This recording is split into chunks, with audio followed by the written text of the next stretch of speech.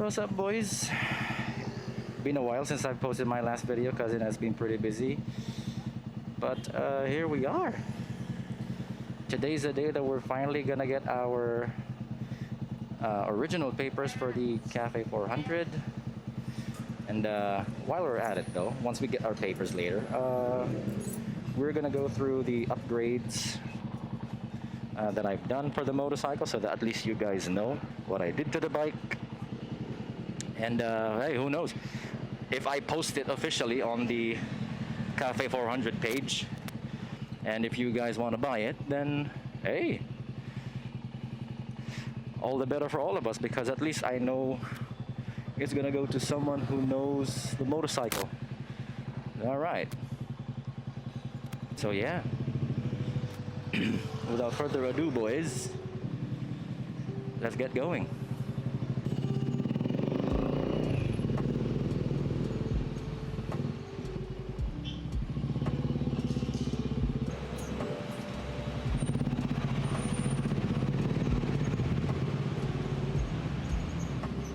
So if you guys are curious as well, I have moved out already from Parañaque, and I'm living close to my brother now. And as you can see, he lives in Makati now. So it's a big jump, but you know, one thing that's pretty scary for me is that there's a lot more expenses that I have to think about, because you know, while I've been used to just living in parents' houses, that allowed me to, you know, just have a small amount to pay for expenses. You know, I was usually just asked if I could give this amount of money or that amount of money, and that would be great. So, you know, that would essentially give me at least 75% of my monthly salary or more to myself. But now, you know, we have to pay everything. We have to pay for the rent, the electricity, the water, and of course food. And I also can't do laundry yet, so we're gonna have to pay for the laundry service. So to be honest, this is already a pretty big step for me as it is. And you know, hopefully the combined income that me and Audrey have is gonna be enough to keep us afloat. But for now, since she's switching jobs, she's also stepping up her tattoo services. So that's also one thing. She's already had a few customers that are going to be lined up, so that's nice to see. But yeah, it's a pretty big step for me overall, because you know, even once we go back to the UK, it's basically going to be me living with my dad, and we're still going to split expenses. It's a big change, boys. A big change for me. And of course, you know, I'm sure you guys are pretty okay with your own current lifestyles as of now. But oh, that's a cool bike. But you know, it's always I don't know. I guess it's always nerve-wracking for me when I'm getting pushed out of my comfort zone. Like, I can easily go out of it, you know, when it comes to certain things like going for a new job, exploring a new place. But you know, when it comes to like home, you know, when it comes to like saying that you go back to a place where you know you should be safe in, or like where you know you're confident in, where you can just relax, and it's a totally new place. Oh, that's different for me. Like, I actually even have problems with sleepovers. That's why, you know, I didn't go for sleepovers as much when I was a kid, because it kind of feels like weird when I'm in an unfamiliar place. But yeah, sorry about the low drop and the therapy session, but you know, just hope that you guys would know. And pretty soon as well, we'll be making more content, and especially, oh yeah, and I forgot to mention as well, I'm glad that the mobile like broadband that we have is working properly in our place, because it doesn't, or I thought it would have issues, but thankfully it doesn't. So I can still work, which is great. Don't need to look for a new job. And that'll also give me the ability to edit YouTube videos and upload them. But it's gonna be, not sure if it's gonna be easy to do, because the upload speed is pretty slow. unlike the normal wired internet connection that we had back at Parañaque. So hopefully the video can be uploaded without any issues. And but yeah, I mean, I think this should be released later on tonight because it is Friday today, and hopefully it'll be released on Friday night so that you guys have new content to watch. And I hope it's going to be interesting for you guys because we're going to talk about the upgrades for the motorcycle and then maybe some last tips and tricks regarding the motorcycle if you guys still aren't sure about buying the Cafe 400. But yeah, with that being said, boys, let's I guess let's just have a crack on and continue on with our journey.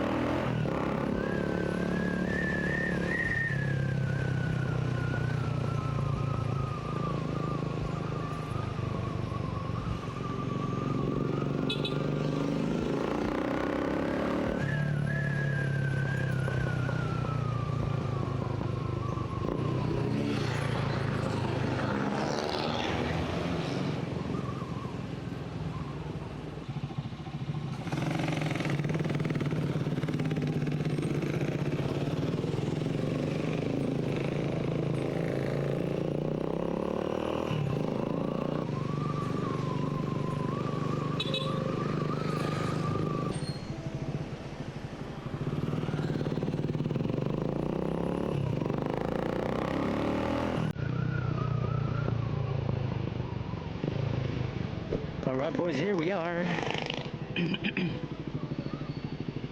Still have 3 units here, so that's nice. So if you guys want some brand new units, well, there you go. 2 orange and 1 black here at MotorStar Makati. They also have this cool looking kickstart motorcycle. That's kind of sporty. Explorer. Oh, look at that. Comes stuck with a performance exhaust with a silencer, so you can take that off, I'm sure. Very interesting.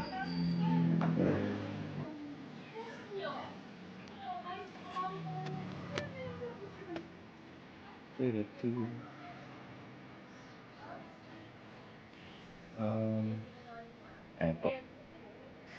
Thank you po, ate. Alright, boys, now with that done, you know what, let's look for a nice quiet spot so we can talk about the upgrades that I've done for the motorcycle. So if you guys want an idea on what are some good ones, some things that you may want to look into, and you know, maybe if you're unsure on how to upgrade the motorcycle, this can give you some tips on what to do. Oh, this one looks nice, boys. Let's make a U-turn. And there's a closed off road as well, so we're not gonna get that much attention.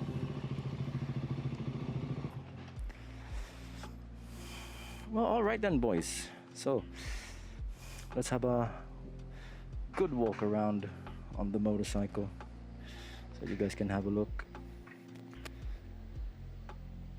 There it is. And I mean, starting from the front, the only things that I've changed is buying this headlight visor, which, I mean, it doesn't do that much, to be honest. You know, it doesn't add any extra properties for the headlight.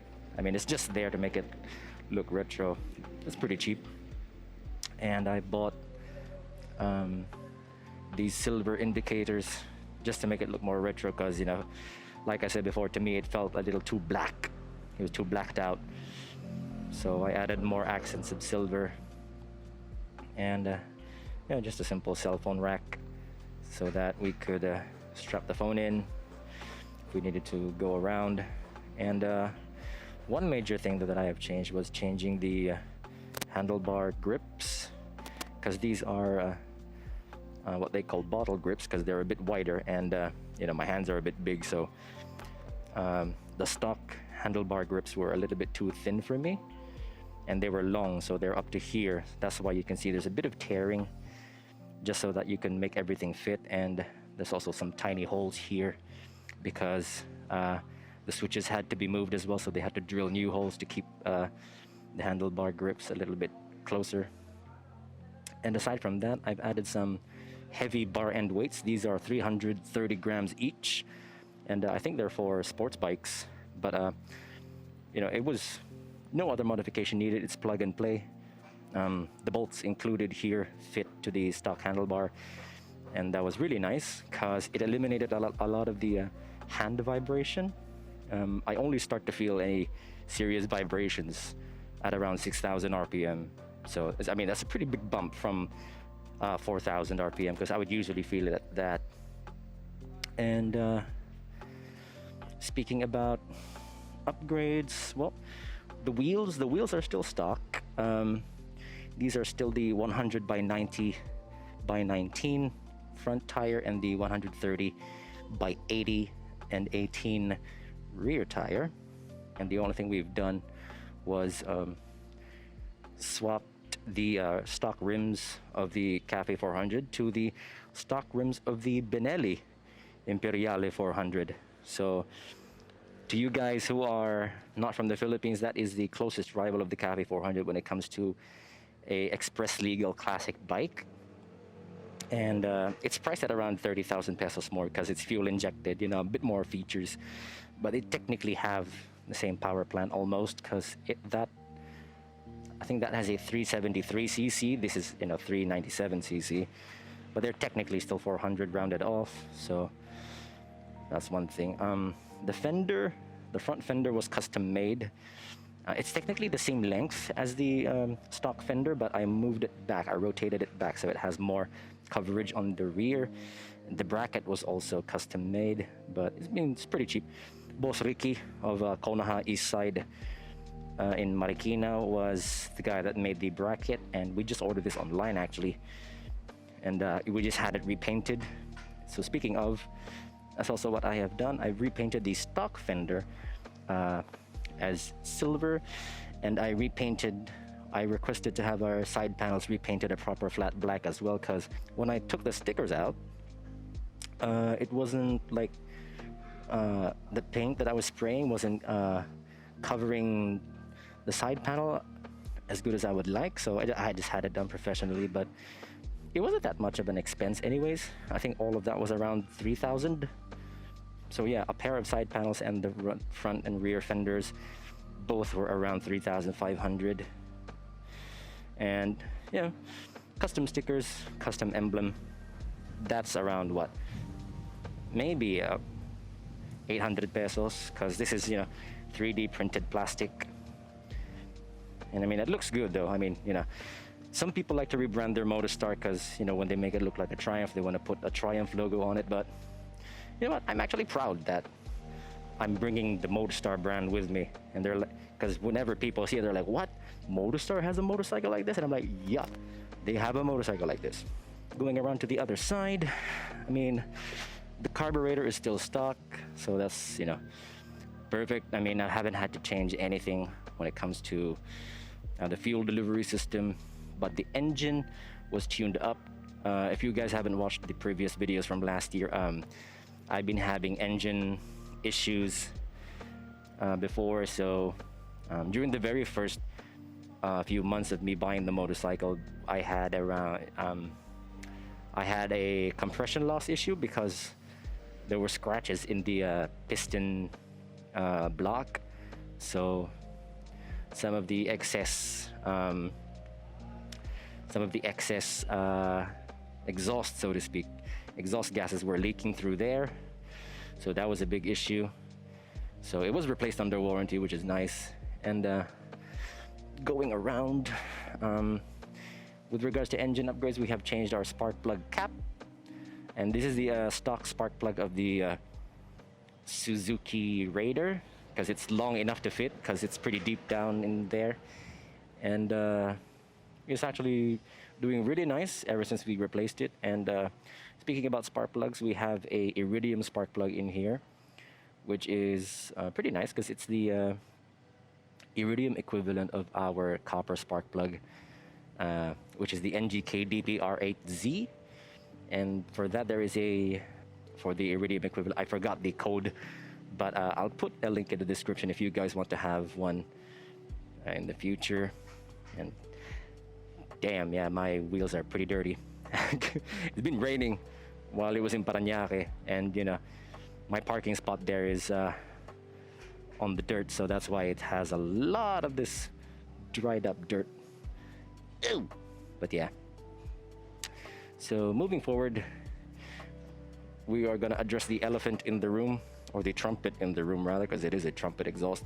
We have a custom 2-to-1 high performance exhaust for the Cafe 400 here, because as you can see, the headers are pretty small. The very ends of the headers are pretty small, but the elbows themselves immediately become a little bit bigger. I'm not sure if you can see that. Let's have a good look. If you can see, that it merges into a larger pipe, and then it goes down here, and it comes into a slightly larger pipe again. And when they combine below, it fuses into this huge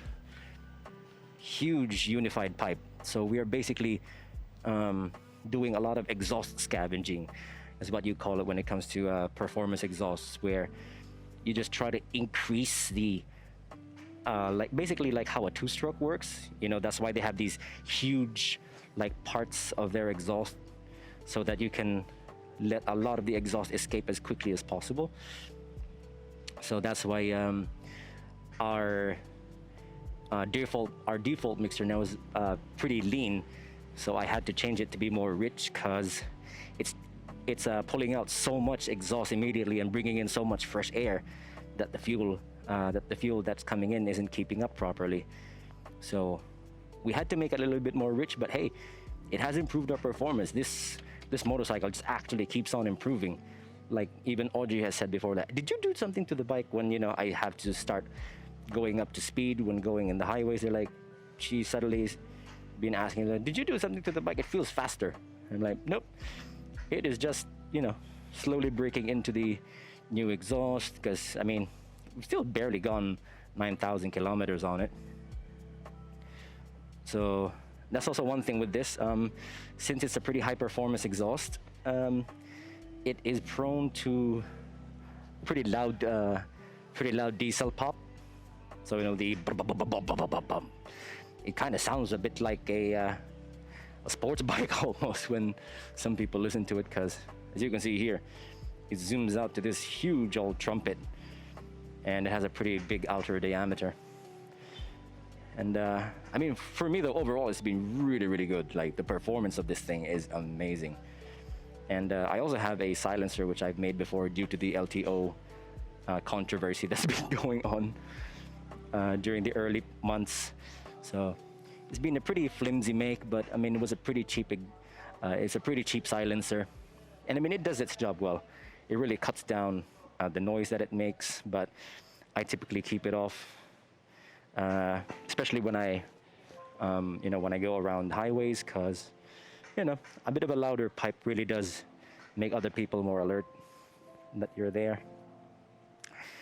And then lastly, we have the luggage rack.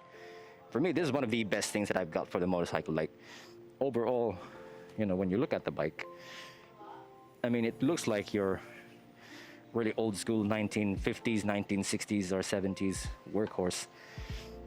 And it's been a big help, because when, you know, when you go to long rides and you want to bring your bags with you, like Boss Hernan of Ronald Mufflers and Headers has done an amazing job in, you know, I have no complaints with the motorcycle or like their baggage rack, because like you can see how firmly it's on there, and it's also detachable pretty quickly. You just need to remove this supporting bolt, these bolts here, take off the chair, then take these nuts out, and you can just tuck the spaces away, hide them, because the same nuts are going to be used anyways for the regular shock absorbers. So it's like one of the most convenient things to have, and it's pretty good looking as well, and I like it. I like that style, you know, make it look like a really practical workhorse bike.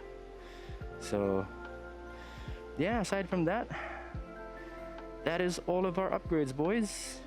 and everything that we've done to the motorcycle. And overall, it's been an amazing machine, you know, despite the controversy around it or the uncertainty of the brand.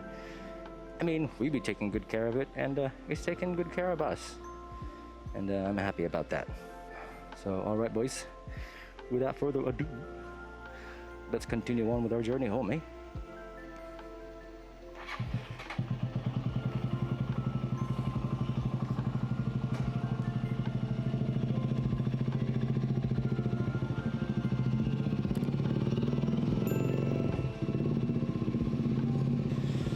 So yeah, I hope you guys enjoyed today's video, and who knows,